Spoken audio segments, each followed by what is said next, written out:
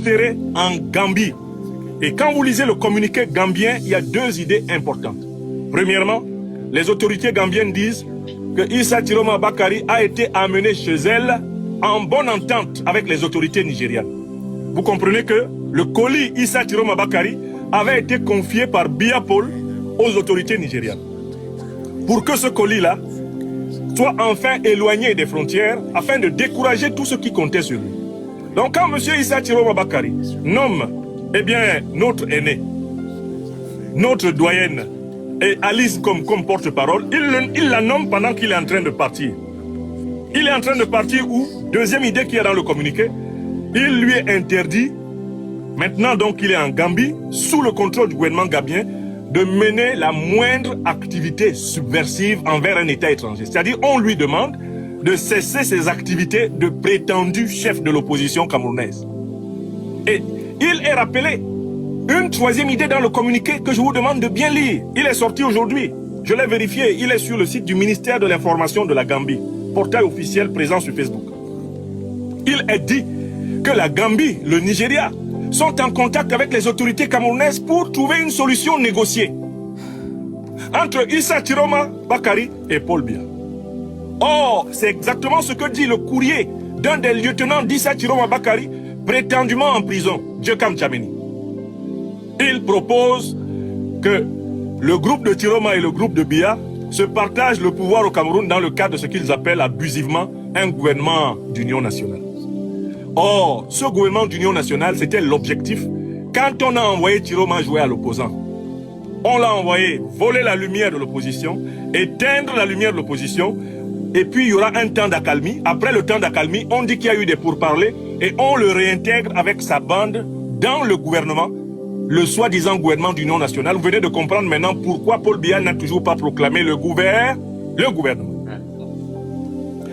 Parce qu'il doit faire le micmac à travers la médiation nigériane et la médiation gambienne, un rapprochement a été établi entre le prétendu président élu et le président en exercice, le prétendu président en exercice, et ils se sont entendus dans l'intérêt supérieur du Cameroun de mettre en place un gouvernement d'union nationale. Ça, c'est ce que la lettre de Djokam Tchameni a révélé. Donc, vous devez comprendre que le peuple camerounais a été trompé.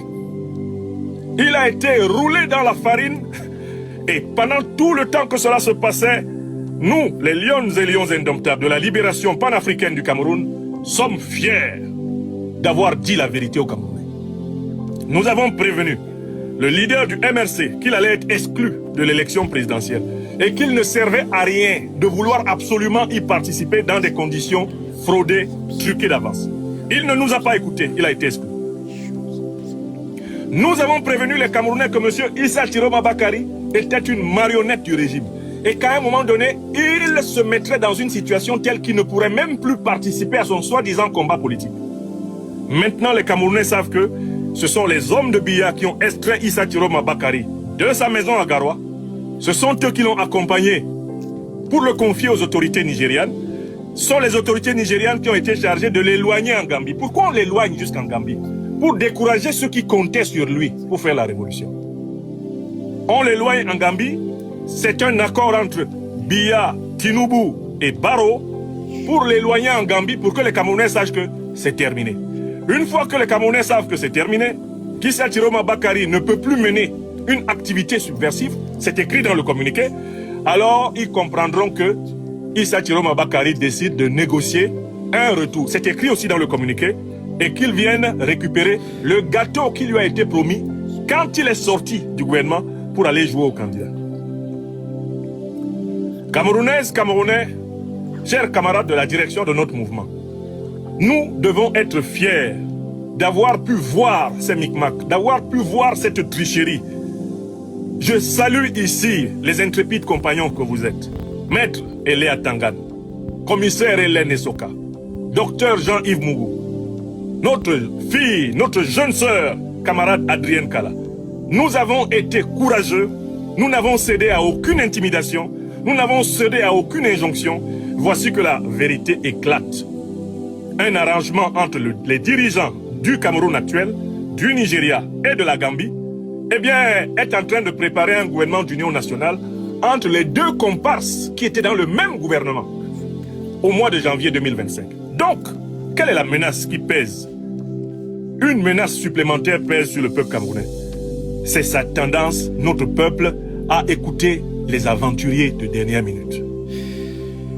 Ceux qui prennent le temps depuis des années, depuis des mois, depuis des semaines, à expliquer à notre peuple les dangers qui le menacent, ne sont pas bien écoutés. Et c'est pour ça que notre peuple est exposé au désespoir. Si le peuple camerounais écoute ceux qui lui ont dit la vérité, dans cette séquence historique particulière, il va atteindre le niveau de conscience panafricaine permettant la grande mobilisation populaire. La grande menace qui pèse sur notre peuple, c'est que notre peuple n'apprend pas de ses expériences. Il préfère vivre les expériences avant de dire « Ah, c'est ce qu'on nous avait dit ». Notre peuple ne veut pas encore anticiper. Et nous devons donc continuer à l'aider, à reprendre le courage d'anticiper sur l'histoire. Anticiper sur l'histoire, c'est quoi? C'est construire une transition